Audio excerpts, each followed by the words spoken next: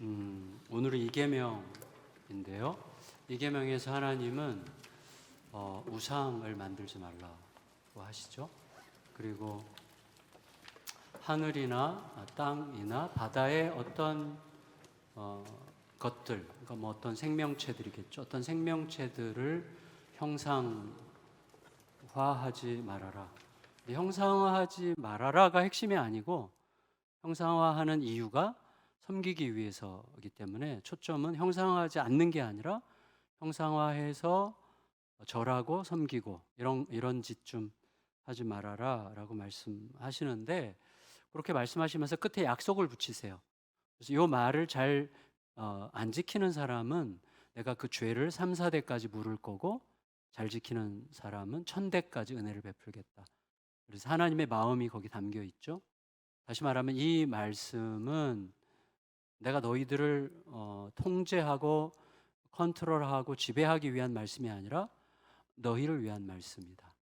잘 생각하면 좋겠다. 이런 말씀이라고 할 수 있습니다. 그리고 하나님께서 이렇게 말씀하세요. 너희가 내가 지금 하는 우상 섬기지 말고 형상 만들어 절하지 말라는 이 말씀을 안 지키는 자는 사실은 나를 미워하기 때문이고, 지키는 자는 나를 사랑하기 때문이다 라고 말씀하세요. 다 있는 내용이에요. 그래서 그거를 하나님에 대한 미움과 사랑으로 이해하세요. 나는 우상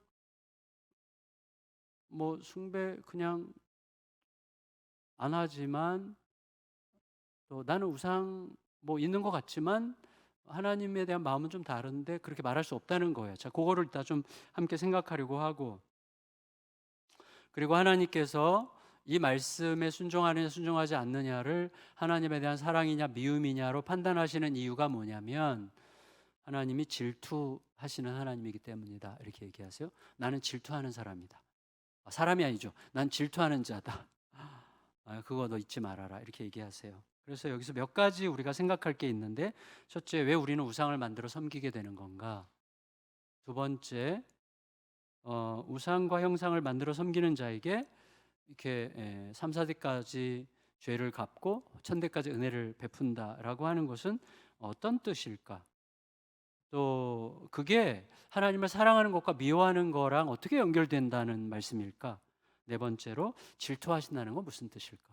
이 네 가지를 우리가 좀 생각하면 좋겠는데, 먼저 이 네 가지 생각하기 전에 먼저 대전제가 있는데, 하나님은 괜히 해보시는 것도 아니고 그냥 괜히 말해보시는 것도 아니고, 우리에게 무슨 족쇄를 채우기 위해서 말씀하시는 것도 아니고, 우리에게 뭘 명령해서 거기서 우리가 순종하면 그것 때문에 스스로 만족하면서 내 말이 이루어졌구나, 이걸 만족하기 위해서 우리에게 명령하시는 것도 아니라는 거죠.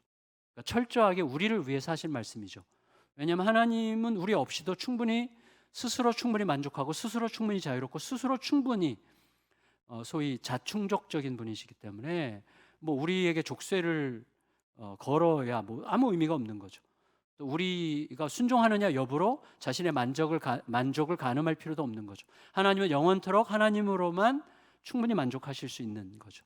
근데 굳이 땀을 흘리고 애를 써서 사랑을 쏟아야 되는 우리를 지으신 거죠. 그러니까 당신의 사랑이 무엇인가를 우리에게 보여주시려고 하신 거죠. 그래서 지난 수요일 큐티 본문에서 바울이 아테네에 갔을 때 그들에게 설교할 때 뭐라고 이야기합니까? 이렇게 다니면서 보니까 알지 못하는 신에게라는 문구가 쓰여 있는 제단이 있던데, 제가 여러분에게 말씀드리는데 그 알지 못하는 신이 누군지 여러분에게 말해주고 싶습니다. 근데 일단 여러분이 기억해야 될 것은, 마치 하나님이 만물을 지으신 하나님이 마치 뭔가 부족하기라도 한 것처럼 사람의 손으로 섬김을 받으시는 분이 아니라는 것부터 여러분 아셔야 됩니다. 여러분이 여기서 뭔가를 굉장히 해야 그분이 만족하고 이런 하나님이 아닙니다. 그러니까 그런 하나님은 사실은 진짜 하나님일 수 없습니다. 하나님은 스스로 충분히 만족하실 수 있는 분이 하나님이시지, 그분이 우리에게 주시면 주셨지 뭘 받아내려고 하시는 분이 아니라는 사실을 기억해야 됩니다. 이렇게 이야기한 거예요. 우리가 좀 유비해서 생각해 본다면, 좋은 부모일수록 자녀들에게 뭘 요구하기보다는 자꾸 주려고 하죠. 좋은 부모일수록. 그래서 내가 뭘 줄 때도 주는, 뭐 줄 때는 그걸 주는 거지만 정말 주고 싶은데 안 줄 때도 있어요. 주고 싶지만 지금은 줄 때가 아니다라고 생각할 때도 있어요. 그러나 그때도 뭘 주고 있는 거죠. 그러니까 줄 때도 사랑을 주고 있는 거고, 주고 싶은데 안 줄 때도 사실은 사랑을 주고 있는 거죠.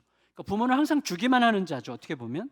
따라서 하나님의 말씀을 듣고 하나님의 이끄심을 따라서 살아가고자 하는 자들이 기억해야 될 것은 하나님의 모든 말씀을 항상 날 위한 말씀이라는 대전제 위에서 생각해야 된다는 것이죠. 자, 그럼 첫 번째, 우리는 왜 우상을 자꾸 우상과 형상을 만들어 섬기게 되는 걸까요? 우상이 뭐죠? 아이돌이죠. 아이돌. 우리가 흔히 요새 아이돌, 이미지라고 번역할 수도 있고 likeness, 뭐 하나님 같음인데, 왜 우리는 우상을 자꾸 만들게 되느냐 하면 하나님 외에 왜 자꾸 우상을 만들게 되는가? 32장 가면 나오죠. 32장 하나님을 섬기어서 광야까지 나왔는데 하나님을 느끼게 해주는 모세가 안 보이니까 하나님 말씀을 받으러 신내산에 올라가서 하나님을 느끼게 해줬던 모세가 안 보이니까 불안해서 자기들의 눈에 보이도록 하나님을 만들고 싶었죠. 그래서 금송아지 만들어서 이 금송아지가 우리를 애굽에서 인도해낸 하나님이야 라고 거기다 의미를 부여해서 내 눈으로 봐야만 되죠. 내 손으로 만져야만 되죠. 내가 오감으로 확인을 해야만 비로소 만족할 수 있는 두려움이 우리로 하여금 우상을 만들게 하는 거죠. 그걸 정리하면 좌절과 무지라고 할 수가 있어요. 좌절은 뭐냐면 자신의 한계에 대한 좌절이죠. 그러니까 감당해낼 수 없는 두려움들이 몰아닥친단 말이죠. 감당해낼 수 있는 두려움으로부터 나를 막아줄 어떤 것을 찾는 거죠. 그 다음에 내가 성취하고 싶은 욕구가 있는데 내가 아무리 원해도 도달할 수 없어요. 그래서 내가 아무리 노력해도 안 될 그것에 도달할 수 있게 도와줄 수 있을 것처럼 믿고 싶은 어떤 대상물을 확인함으로써 위안을 삼고 싶어서 만드는 게 우상이라고 할 수가 있는 거죠. 다시 말해서 우상을 만드는 이유는 한마디로 내가 누군지를 모르기 때문이에요. 내가 누군가.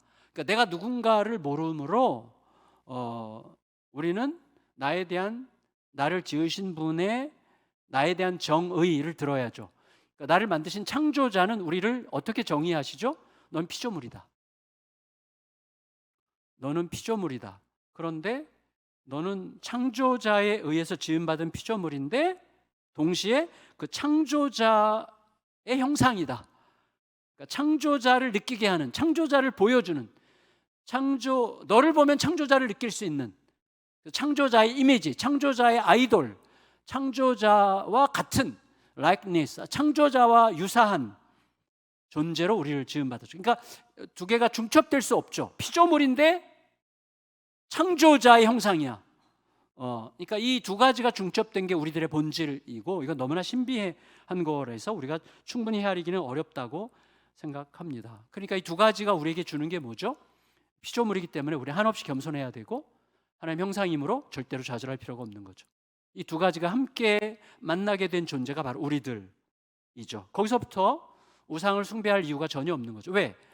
나와 같은 피조물을 형상화시켜서 그 앞에 절하는 것 자체는 뭐죠? 창조자의 형상이 할 일이 아니죠. 되게 웃긴 일이죠. 그러니까 우상을 만든다는 것 자체는 내가 누군지를 모르기 때문에 하는 일이라고 할 수가 있는 것이죠. 어쨌거나 우리들은 가끔씩 두려움에 빠질 때 내가 어쩌다 이 세상 한가운데 내던져진 것 같은, 너무나 외롭고 서럽고 나 혼자밖에 없는 것 같은 그런 존재라는 인식 앞에 막막해질 때가 있단 말이죠. 그때 내 힘으로는 막을 수 없는 재난을 느끼고 두려워하죠. 그때 뭔가를 손에 잡고 싶어 하는 거죠. 그리고 내 힘으로는 절대로 도달할 수 없을 게 분명해 보이는 어떤 욕망을 갈망하기 때문에 그걸 나 대신 이루어줄 수 있는 어떤 대상을 갈망하게 되는 거죠. 제가 지난 한 주간 동안 월요일부터 금요일까지 요새 그런 교회가 있는가 싶은데 하여튼 저기 성신여대 근처에 있는 어떤 교회가 월요일부터 금요일까지 매일 저녁 5일 동안을 부탁을 했어요. 그래서 제가 미아리 고개를 매일 걸었어요. 미아리 고개를 매일 걸으면서 거기에 뭐가 있어요. 거기 점집이 이제 꽉 차 있는 거죠. 거기에 뭐 하여튼 철학관 뭐 이제 이름도 되게 다양하던데 하여튼 거기 쫙 줄 서 있어요. 그 앞을 이제 매일 걸어 다녔는데 왜 걸었을까? 모르죠. 그런데 걸으면서 생각을 참 많이 했어요. 미래를 왜 알고 싶을까 우리는? 미래를 아는 순간 구속당하잖아요. 내 미래가 당신은 앞이 창창해. 그럼 어떻게 되죠? 오늘 하루에 대한 진지함이 사라지게 돼 있어요. 오늘 하루를 묵직하게 못 살아요. 당신의 미래는 불행해. 그럼 오늘 하루를 이미 감옥에서 사는 거예요. 미래를 왜 알아야 돼? 그러니까 스스로 감옥에 갇히고 싶기 때문이야. 근데 우리는 그러고 싶은 거죠. 그러니까 그걸 알려주고 싶은. 사실은 어떤 대상을 만든다는 건 뭐예요? 그 대상의 의미 부여를 계속하지만 그 대상에게 계속 묶이는 거예요. 나를 묶어두려고 하는 거예요. 하나님은 우리가 그럴 필요가 없을 만큼 충분히 존귀하다. 그럴 필요가 없을 만큼 충분히 하나님이 우리에게 우리의 존귀함을 충분히 알려주셨다라는 것을 알게 하시는 것이죠. 그런데도 불구하고 우리들은 두려움을 막고 욕망을 이루어줄 눈에 보이고 손에 잡히는 대상물들을 자꾸 만들어서 자기를 스스로 가두어 두는 거죠. 그래서 이사야서의 우상에 대한 이야기가 엄청나게 많거든요. 이사야서는 처음부터 끝까지 우상 이야기해요. 시편 115편도 우상 이야기하는데 이 이사야가 하는 얘기의 핵심이 뭐예요? 이게 말이 안 된다. 이게 진짜 상식적인 논리를 가지고도 이거는 되게 웃기는 얘기다. 생각해봐라. 사람이 자기 힘으로 돌이나 나무를 가져다가 자기가 계획한 대로 조각을 만들고 자기의 힘으로 얘를 조각해서 자기가 원하는 데 세워두고 그리고 그 앞에 절을 해. 그러니까 이게 도대체 말이 되는 거냐? 이제 이렇게 얘기하는 거죠. 걔가 말을 할 줄 아냐? 뭐 움직일 줄 아냐? 도대체 말이 안 된다고 이제 비난하는 거죠. 이게 이제 너를 위해 새긴 우상과 형상을 만들지 말라고 얘기하시는 거죠. 다시 말하면 너 자신이 한계를 알잖아. 근데 무능한 너가 너를 위해 행하는 그 무능한 짓을 반복하지 않았으면 좋겠구나. 이 말씀을 하시는 것입니다. 여러분, 그러면 우리들이 꼭 기억해야 되는데 이걸 꼭 기억해야 돼요. 뭐냐면 우리가 하나님의 형상으로 지음받았다고 하는 것은 무슨 뜻이죠? 우리를 보면 하나님을 느낄 수 있게 하셨다는 거죠. 저는 사람만큼 위험한 존재가 없죠. 하지만 사람보다 아름다운 존재가 있을까요? 저는 안치환의 사람이 꽃보다 아름다워라는 노래를 참 좋아하고 제 18번 중에 하나긴 하지만 사실은 사람이 진짜 아름다워요. 사람이 분투하는 사람이 되고자 하는 사람은 진짜 아름다워요. 아까도 이 아가를 안았지만 제가 강아지를 아는 게 아니잖아요. 이 생명, 그러니까 저랑 동등한 가치를 가진, 근데 저랑 동등한 가치를 가졌기 때문이 아니라 이 아이가 하나님을 닮고 있어요. 하나님을 닮은, 예수 닮은 존재예요. 그러니까 어마어마한 무게죠, 사실은. 어마어마한 무게. 그걸 느낄 수 있어야 되는 거죠. 아가들이 천진한 모습에서 그걸 느낄 수 있는 거죠. 제가 좋아하는 노래 중에 사랑해요 라고 쓴다, 이 노래 아시죠? 하덕교회. 새벽 공기를 가르며 나르는 새들의 날개 죽지 위에. 근데 거기 이제 가사 뒤에 보면 이렇게 하루 종일 일하고 집으로 돌아가는 아버지의 처진 어깨 위에 사랑해요라고 쓴다. 그렇죠. 노동자, 하루 종일 땀 흘린 노동자의 뒤에 노을빛이 비치는 힘겨운 어깨에 사랑해요라고 쓰고 싶은 이런 것들. 이거 사람만이 할 수 있는 거죠. 그러니까 그 사랑 속에서 사람의 너무나 아름답고 존귀한 아름다움을 느낄 수 있는 거죠.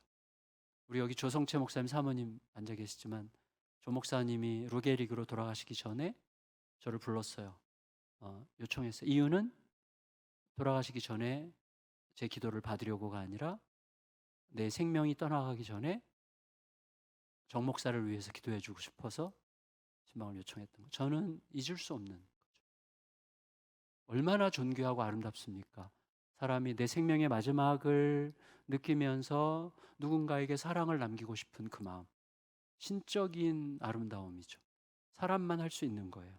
여러분, 사실 하늘과 땅과 바다에 하나님의 영광을 느끼게 할 만한 정말 존귀하고 아름다운 게 많지만 그 모두를 보듬고 섬기고 가꾸고 아름답게, 소위 가장 아름다운 사랑의 가버넌스로, 사랑의 어떤 다스림의 방식으로 세상을 보듬어 아름답게 가꿀 사람은 사람밖에 없어요.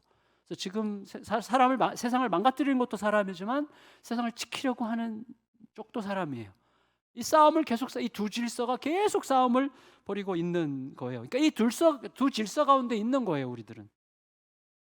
근데 하나님 형상인 우리들이 우상을 만들어 섬긴다는 건 무슨 뜻이죠? 마땅히 우리는 누구 앞에 엎드려야 돼? 하나님 앞에 엎드려야 되는데 우상을 섬긴다는 것은 하나님이 계셔야 될 자리에 우상을 두는 심각한 모순이면서 동시에 하나님이 누구신지를 보여줄 수 있는 자가 나잖아요. 하나님이 누구신지를 보여줄 수 있는 존재로 우리를 지으셨는데 우리가 있어야 될 자리에 우상을 두는 거죠. 그러니까 이중적인 모순이에요. 하나님의 자리에 우상을 두고 내가 서 있어야 될 자리, 하나님이 누구신지를 보여줘야 될 자리에 우상을 두는 이중적 모순에 빠지는 거기 때문에 되게 안타까운 일이죠. 그러면 여러분, 어떤 형상도 만들지 말라는 말씀을 우리가 어떻게 적용해야 될까요? 우리 아이들이 곰인형 갖고 놀면 안 될까요?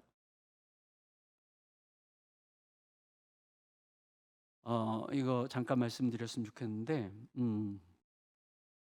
1981년도에 아기신학교라는 게 설립됐어요. 제가 90년대 초반에 충현교회라는 교회에서 교육전사를 처음 시작했는데 그때 영아부 담당하는 전도사님이 정소영 전사님이었고 완전히 할머니셨어요. 근데 그분이 되게 한국교회 기여를 많이 하셨는데 영아부를 시작한 분이세요. 영아들도 예배드릴 자격이 있다. 영아들도 예배를 드릴 수 있다. 율동과 몸짓과 그다음에 찬양과 스토리텔링으로 영아들이 엄마들과 함께 예배드리는 걸 이분이 시작했어요. 그래서 한국교회 영아부가 이제 활성화되는 일을 했는데 이분이 아기신학교라는 걸 만들었는데 문제는 이분이 제2계명을 굉장히 문자적으로 적용을 했기 때문에 아이들에게 인형 절대로 사주지 말라고. 인형은 우상이다. 로봇, 인형, 하늘과 땅과 바다에 있는 어떤 생명체의 모양의 인형들 절대로 갖고 놀지 말라고 했기 때문에 그 당시에 그 영아부에 다녔던 아기들은 그 포근한 곰인형을 끌어안고 잠드는 그 따뜻한 정서로부터 완전히 박탈당한 안타까운 시간을 보낸 거예요. 근데 그렇게 적용하는 게 맞는 건가 하는 거죠. 그렇다면 이제 다 없애야 되는 거죠. 우리 지금 1층 들어오시면 뭐가 있어요? 십자가 있죠. 우리 교회 십자가. 근데 우리 항상 현수막으로 가려놔가지고 제가 교육자님들에게 좀 치웠으면 좋겠어요. 한 연말까지만. 들어오시면 십자가가 있는데 아마 우리 교회 초기 때는 보셨을 텐데 그 십자가 이제 치우면 더 보일 텐데 춤추는 십자가 보셨어요? 못 봤어요. 춤추는 십자가 있어요. 1층에 크게 있어요. 들어오시면 바로 소예비실 옆에. 그러면 십자가가 이렇게 돼 있잖아요. 근데 이렇게 된 게 이렇게 두 개로 겹쳤어요. 그래서 위에는 파란색, 아래는 브라운색이고 위에서 아래로는 빨간색이에요. 그래서 하늘과 땅을 그리스도의 피가 연결하여 우리로 하여금 춤추게 하는 사랑의 십자가를 이제 그림으로 그린 거거든요. 이런 게 이제 하나의 형상이에요. 형상. 근데 이게 이제 귀한데 문제는 이걸 보고 그렇구나, 맞아. 예수 그리스도의 십자가는 하늘과 땅을 이어 우리로 하여금 사랑으로 춤추게 하는 은혜지라고 깨닫고 맞아 라고 이렇게 내가 이해하고 느끼고 감동하고 하면 되는 거예요.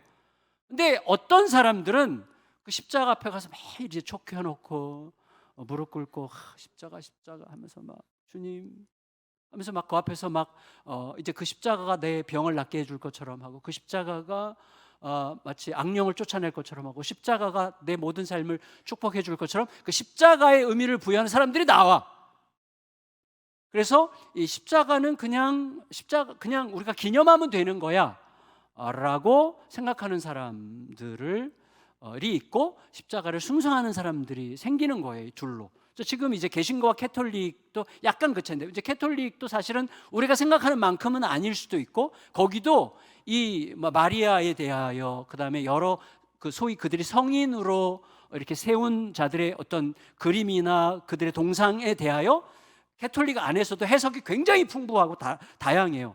아주 여기서부터 여기까지 있어요. 그런데 중요한 건 뭐냐면 이게 모든 형상들은 정치 권력과 이렇게 붙게 되어 있어요.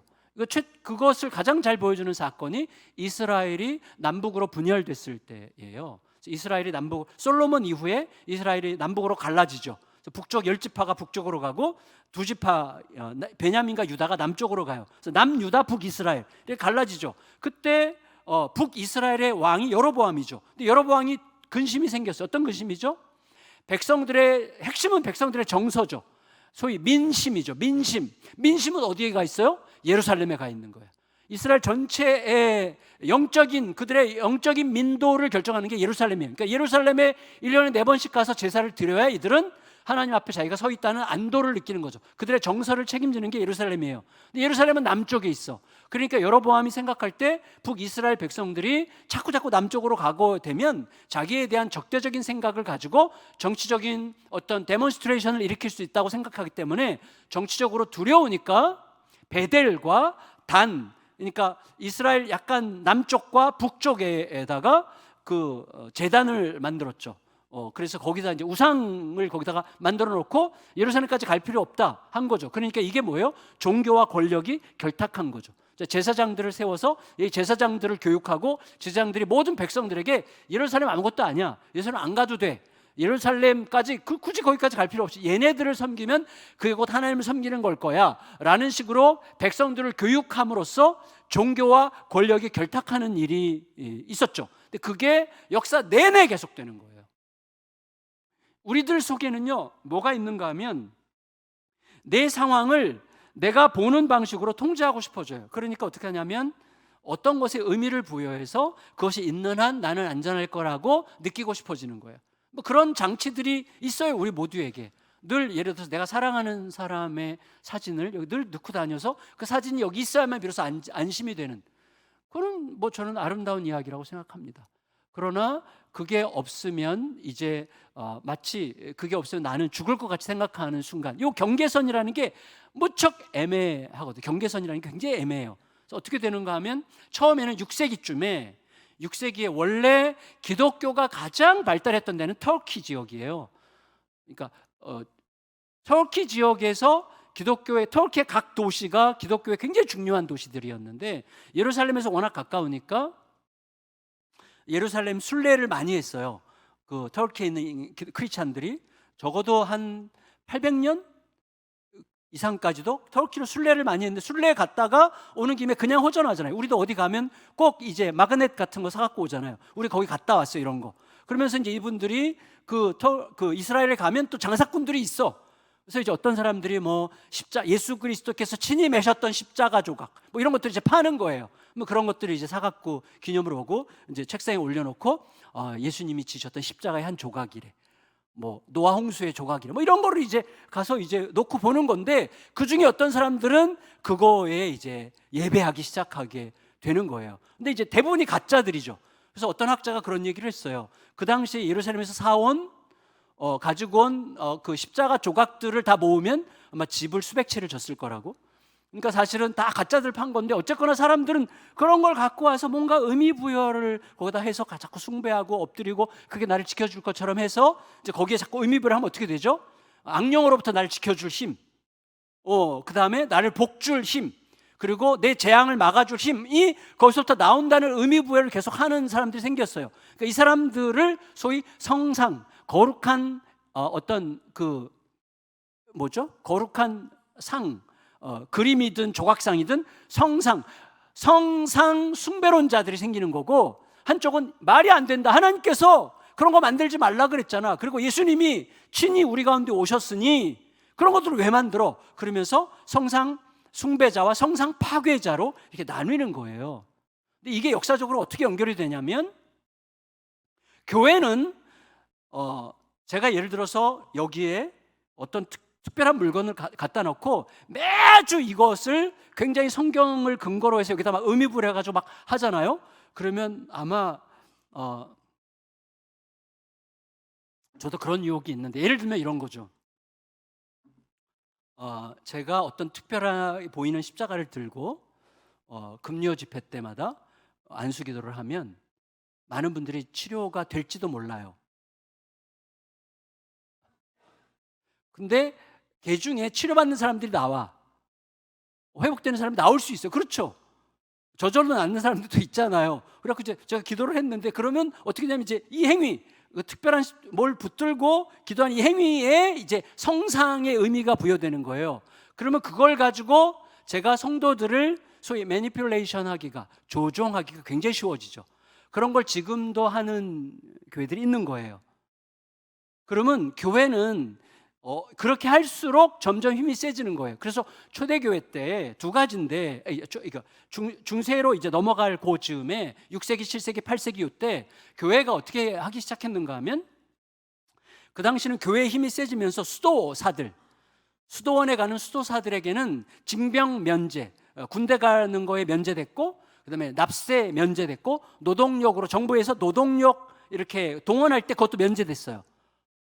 그러니까 젊은 사람들이 엄청나게 수도원으로 몰려 들어간 거예요. 왜? 그 면제 받으려고. 그러니까 수도원이 막 사람들로 넘쳐나고, 그러니까 또 수도원에서 그런 성상들로 장사를 잘했어요.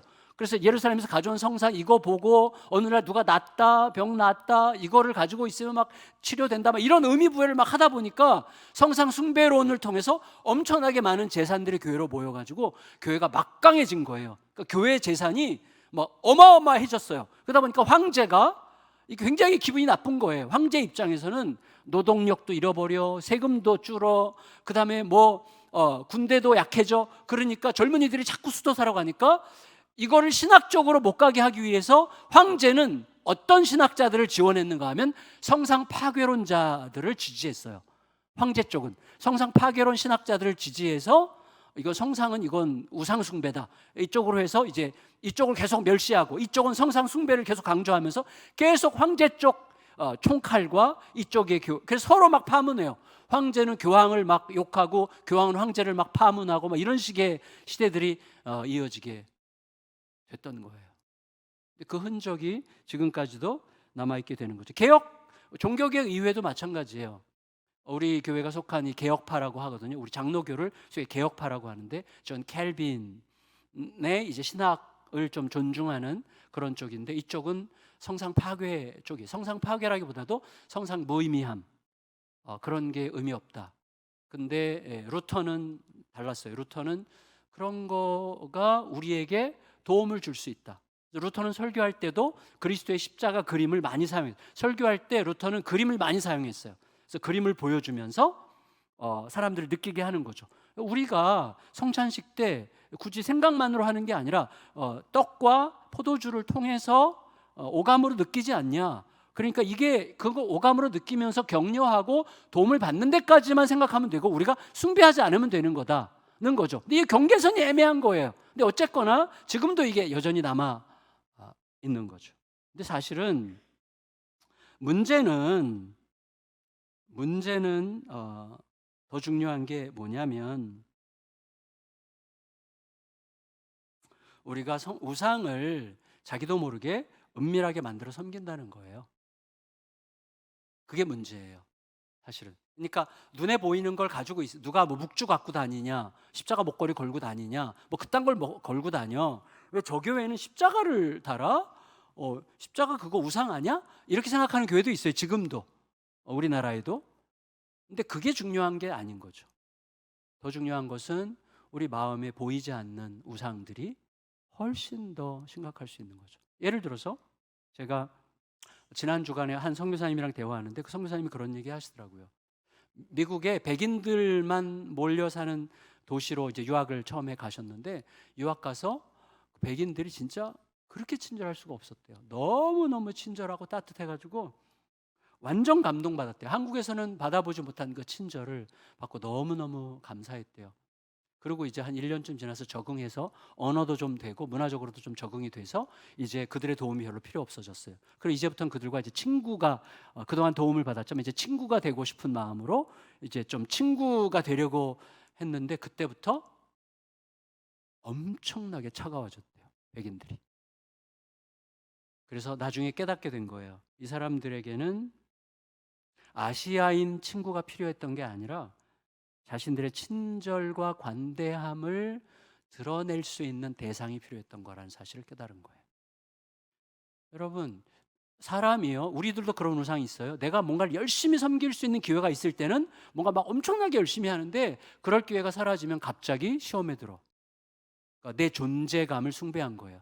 그러니까 내가 누군가에게 도움이 될 때까지만 의미가 있다고 느끼는 거예요. 도움이 되지 않는다고 생각하면 벌써 싫어져. 다시 말하면 내 존재감을 숭배하는 우상이 우리들에게 어마어마하게 많습니다. 이 시대는 또 뭘 섬겨요? 뭐 만몬이죠, 당연히. 제가 얼마 전에 힐튼 호텔 자서전이라는 뭐죠? 뮤지엄 전시회를 갔었는데, 힐튼 호텔이라고 있잖아요. 남산 자락에 있는 힐튼 호텔이 이제 다 철거됐잖아요. 1983년도에 세워질 때 힐튼 호텔에 굉장히 많은 의미가 있거든요. 남산 자락을 이렇게 끌어안는 모양이거든요. 그리고 굉장히 심혈을 기울여서 진 작품 같은 건물이 힐튼 호텔이에요. 그래서 주변에 많은 환경운동가들이나 동네 사람들이 힐튼 호텔 철거하지 말고 힐튼 호텔을 기념으로 보관하고 기념물로 해서 이걸 잘 활용하면 좋겠다라고 엄청나게 건의했는데, 이게 개발 논리에 밀린 거예요. 그래가지고 그 전시회의 핵심이 뭐냐면 저항이에요. 저항. 개발 논리로 밀린 문화를 이제 고발하기 위한 전시회였거든요.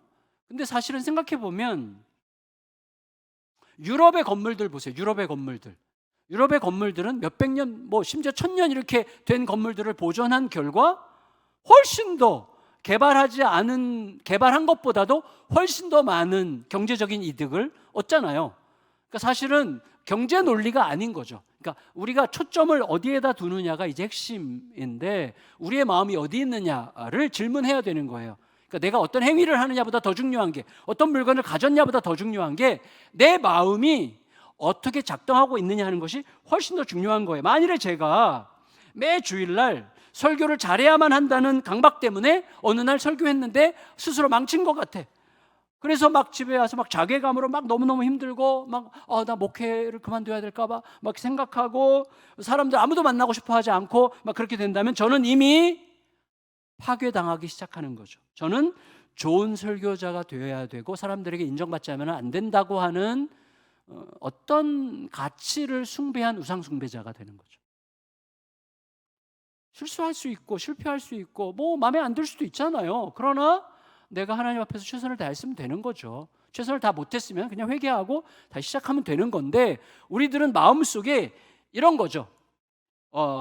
내 속에 우상이 작동하고 있느냐, 이 여부를 알 수 있는 길은 이거예요. 내 안에서, 계속 제가 거듭해서 말씀드리지만, 사랑이 작동하고 있는지, 분노와 서러움과 경쟁심과 이런 게 작동하고 있는지를 살펴보면 내가 우상을 숭배하고 있는지를 알게 돼요.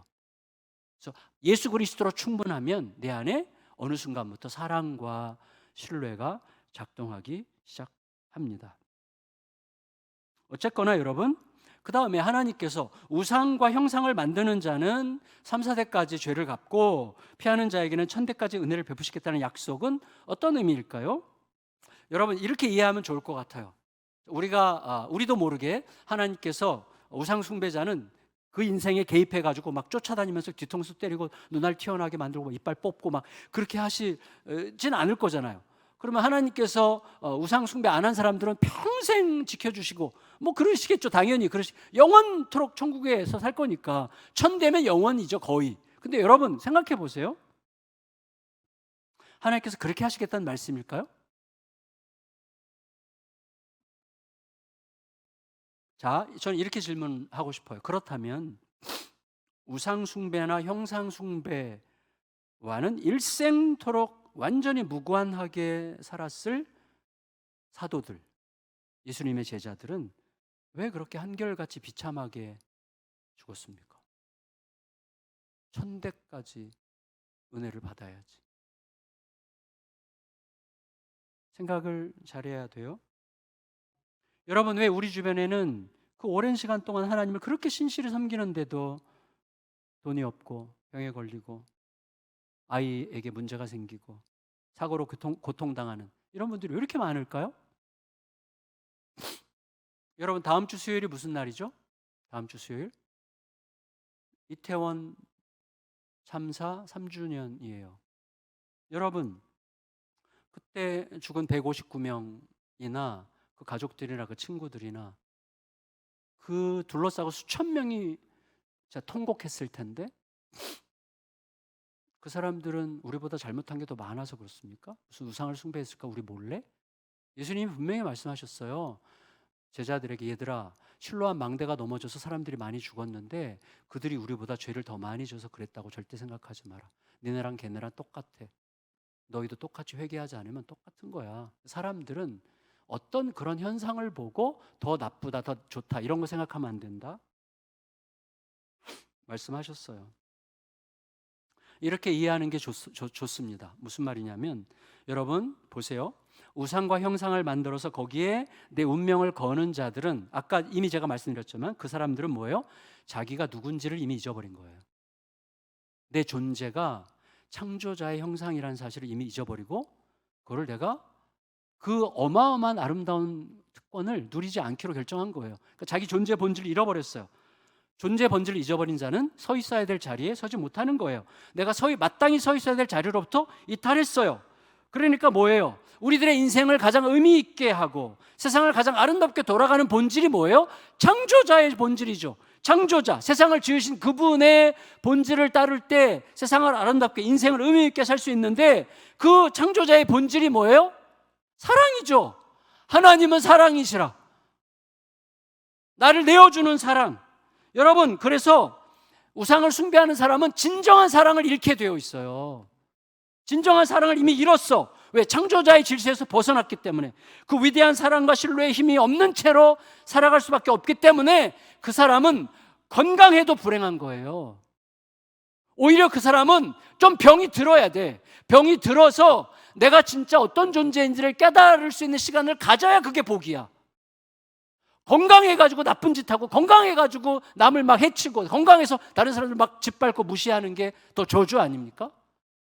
자기 존재의 본질을 잃어버린 사람은 건강해도 불행하고 성공해도 누추하고 근거 없는 자부심으로 소중한 관계들을 다 망가뜨리게 되어 있는 거예요. 그게 저주예요. 하나님의 은혜는 3, 4대까지만이에요. 그게 은혜예요. 근데 여러분, 그렇지 않은 자, 자기 존재의 본질을 아는 사람은 어떻게 해요? 자, 누군지를 알아. 어디 있어야 되는지 알아. 그런 사람이 우상을 만들어 섬길 필요는 전혀 없어요. 예수 그리스도로 너무나 충분히 배부르니까. 요새 뭐 그런 말이 많아요. 뭐 그 점집에 제일 많이 가는 사람들이 권사들이라고. 진짜 어디 자료에서 제가 봤어요. 그러니까 진짜 정신이 어디 가 있는지 모르겠어요. 여러분, 내 존재의 본질, 내가 창조자의 형상으로 지음받았다는 사실을 아는 자는 그가 강하건 약하건 성공했건 실패했건 관계없어요. 항상 그가 어떤 상황 속에 있든지 간에 창조자와 구원자의 본질인 사랑과 신뢰 안에 거하기 때문에 대를 이어 내내 그 아름다움을 이어갈 가능성이 너무너무 높은 거예요. 그게 축복이죠. 그게 축복. 그러면 여러분, 우상과 형상을 만들어서 섬기지 말라는 말씀을 지키느냐 지키지 않느냐가 왜 하나님을 사랑하느냐 사랑하지 않느냐의 기준이에요? 여러분 꼭 기억하셔야 됩니다. 중립지대가 없다는 뜻이에요. 하나님을 사랑하지 않는 것은 곧 하나님을 미워하는 거란 말이에요. 하나님 제대로 섬기지 않는 순간 우린 이미 마음속에 우상을 만드는 거예요. 어떤 우상? 나밖에 믿을 자가 없어. 그래서 자기를 숭배하는 거예요. 중립지대는 없어요. 예수님께서 이렇게 말씀하셨어요. 누가복음 11장 23절에서 나와 함께 하지 않는 자는 나를 반대하는 자요, 이렇게 얘기했어요. 저 반대한 적 없는데요? 함께 하지 않는 게 반대하는 거예요. 함께 하지 않는 건 무슨 뜻이죠? 자기 자신을 믿겠다는 뜻이에요. 자기 자신은 믿음의 대상일 수 없어. 피조물에 불과해. 그러니까 하나님의 형상을 회복해야 돼요. 그러니까 하나님으로 충분하면 되는 건데 우리는 그 길을 안 가려고 하는 거죠. 여러분, 중립지대가 없어요. 제가 한 가지 얘기 드릴게요. 한 젊은 부부가 아들이 둘이에요. 하나는 8살, 하나는 5살이에요. 아들 둘을 데리고 이제 쇼핑몰에 갔어요. 뭘 사러.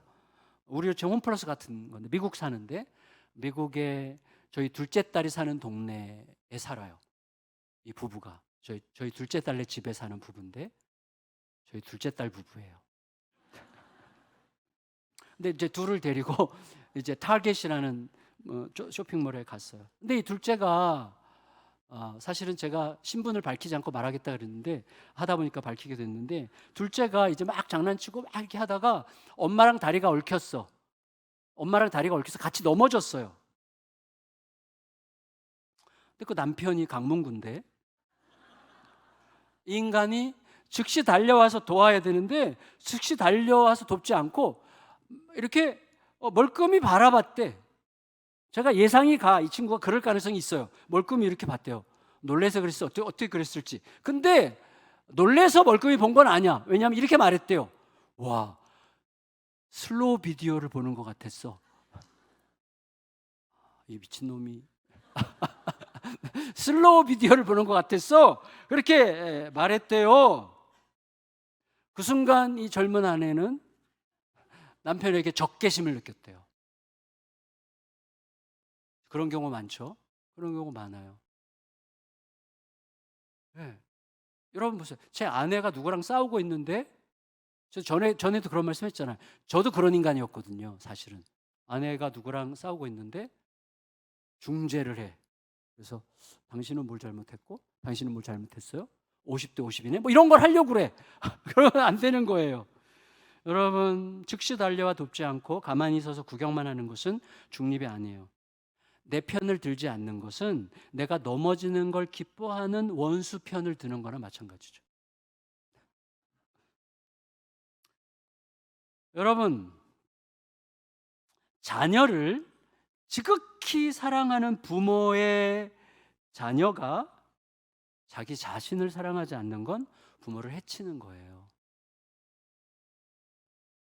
하나님은 우리에게 그런 마음을 주시는 거죠.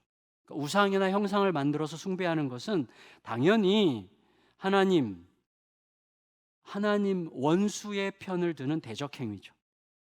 하나님을 미워하는 행위가 되는 거예요. 하나님을 사랑하는 자는요, 절대로 우상이나 형상을 만들어 숭배하는 일 따위에 가담하지 않게 될 거예요. 마지막, 질투하는 하나님. 짧게 말씀드릴게요. 질투, 이 칸나라는 말은 항상 우상 숭배와 관련해서 구약에 굉장히 많이 나오는데 하나님은 이렇게 파악하세요.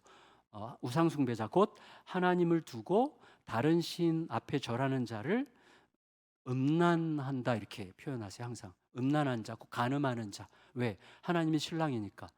멀쩡히 신랑을 두고 다른 남자에게 추파를 던지는 여자로 표현하세요. 그런데 그런 간음자에 대한 형벌이 뭐예요? 구약에서? 사형이에요.